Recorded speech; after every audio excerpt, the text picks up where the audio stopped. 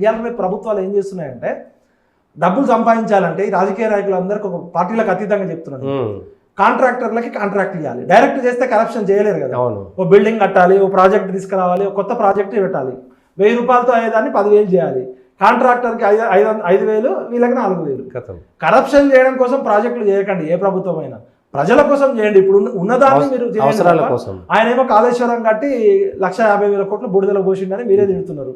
మీ ఎంక్వైరీలు జరుగుతున్నాయి. మరి మీరు అధికారంలో ఉన్నప్పుడు మూసీ నదిని కొబ్బరి నీళ్ళు చేస్తాం, లండన్ థేమ్స్ నది చేస్తాం, ఏం చేయకర్లే మహాన్ ప్రభువ, మమ్మల్ని ఇట్లా బతకరియండి, ఖాళీగా ఉన్న ఉద్యోగాలు నింపండి, గవర్నెన్స్ చేయండి, మంత్రిత్వ ఎవరి పని వాళ్ళని చేసుకొనియండి. అన్ని పనులు మీరే చేయకండి. లేకపోతే ఏమవుతుంది? ఇప్పుడు తెలంగాణ ప్రజలు అమాయకులు, ఆవేశపరులు. మంచిగా ఉంటే నెత్తిన పెట్టుకుంటారు, లేదంటే అది సహజంగా. జియో నెంబర్ 46 రద్దు చేస్తామని చెప్పింది కాంగ్రెస్ నాయకులే. 317 సమస్య పరిష్కరిస్తా అన్నది కాంగ్రెస్ వాళ్ళే.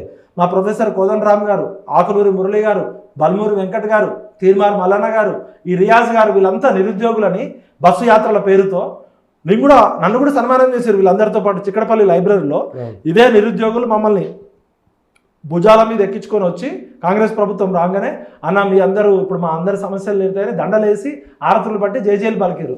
మరి నాతో పాటు సన్మానం చేయించుకున్న బల్మూరి వెంకట్ ఇవాళ ఎందుకు మాట్లాడట్లే? రియాజ్ అన్న ఎందుకు మాట్లాడట్లే? కోదండరామ్ గారు ఎందుకు మాట్లాడట్లే?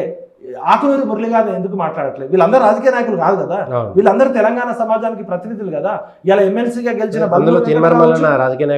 బల్మూరి వెంకట కావచ్చు, తీర్మార్ మల్లన్న గ్రాడ్యుయేట్లు ఎమ్మెల్సీ ప్రతినిధిగా ఉన్నారు. మరి మల్లన్న గారు కూడా మాట్లాడాలని కోరుకుంటున్నారు. ఆయన ప్రతినిధి మీరు చెప్పిన నిరుద్యోగులకు నిఖార్సైనటువంటి ప్రతినిధి ఎవరంటే ఇప్పుడు తీర్మార్ మల్లన్న. మరి మల్లన్న గారు కూడా మాట్లాడాలని కోరుతున్నాం. ఇప్పుడు ప్రజలు మిమ్మల్ని అందరినీ వాళ్ళు చాయ్ పైసలు ఇచ్చి, మన సర్కార్ వచ్చింది, మన ఎమ్మెల్సీ ఉన్నాడు కాబట్టి ఇంకా కొట్లాడలేదు, నేను ఉన్నా కదా మధ్యవర్తిగా మాట్లాడాను. ఇప్పుడు మల్లన్న గారికి 2 బాధ్యతలు ఉన్నాయి. ఒకటి, ప్రజలు ఇచ్చిన చాయ్ పైసలు, ప్రజలు ఇచ్చిన విరాళాలతో ఆయన క్యూ న్యూస్ నడిచింది. అదేవిధంగా తొలి వెలుగు రఘు ఛానల్ కూడా ప్రజలు ఇచ్చిన దాంతో నడిచింది. ఈ 2 ఛానళ్ళకి బాధ్యత ఉంది. ఎందుకంటే అది వాళ్ళ సొంత డబ్బులతో పెట్టుబడిదారి ఛానల్ కావు, అవి ప్రజలందరి ఓన్ ఛానల్స్.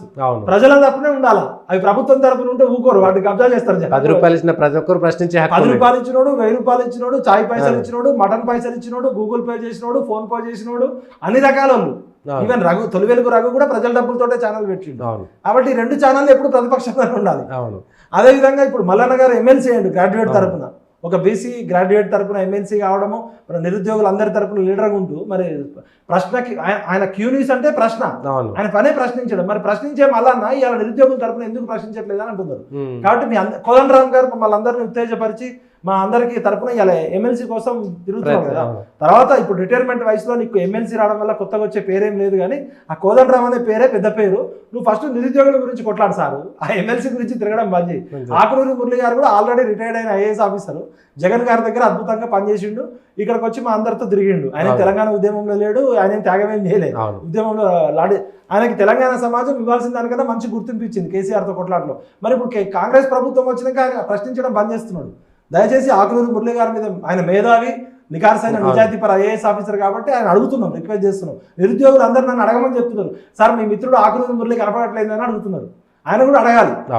ఆయన విద్యాశాఖ వాళ్ళకి ఎక్కువ బాధ్యత ఉంటుంది, అందరికన్నా ఎక్కువ బాధ్యత. నిరుద్యోగులు రిటైర్డ్ అయిన వాళ్ళు, వాళ్ళు పెన్షన్ పొందుతున్న వాళ్ళు, గవర్నమెంట్ జీతం తీసుకున్న వాళ్ళు, గవర్నమెంట్ పెన్షన్ పొందుతున్న వాళ్ళు. నిరుద్యోగులు ఏమో తావులకు తగ్గించి ఆత్మహత్యలు చేసుకుంటున్నారు. కాంగ్రెస్ ప్రభుత్వం వచ్చినాక కూడా 6 నెలల్లో 2-3 నిరుద్యోగులు ఆత్మహత్యలు చేసుకున్నారు. ప్రధానంగా మేధావైన ఆకునూరి మురళి గారికి బాధ్యత ఉంది, తెలంగాణ పెద్ద మనిషి అని చెప్పుకొని తిరుగుతున్న కోదండరామ్ గారికి బాధ్యత ఉంది, బల్మూరి వెంకట్ నిరుద్యోగుల ప్రతినిధి, ఆయన యువకులం నిరుద్యోగ కులం అయింది. ఆయనకేం కులం లేదు, మతం లేదు, ఆయన కులమే యువ కులం, ఆయన మతమే నిరుద్యోగ మతం అని చెప్పుకునే ఎమ్మెల్సీ ఆయన బల్మూరి వెంకట్ గారికి ఉంది. ఇదే నిరుద్యోగులందరినీ బస్సు యాత్రలో తిప్పి కాంగ్రెస్ పార్టీకి ఓట్లు వేయించిన రియాజ్ గారు గ్రంథాలయ సంస్థ చైర్మన్, ఆయనకి బాధ్యత ఉంది, మల్లన్న గారికి బాధ్యత ఉంది. నిరుద్యోగులు ఎంత ప్రేమిస్తారో తిరగబడితే అంత ప్రమాదం ఉంటుంది.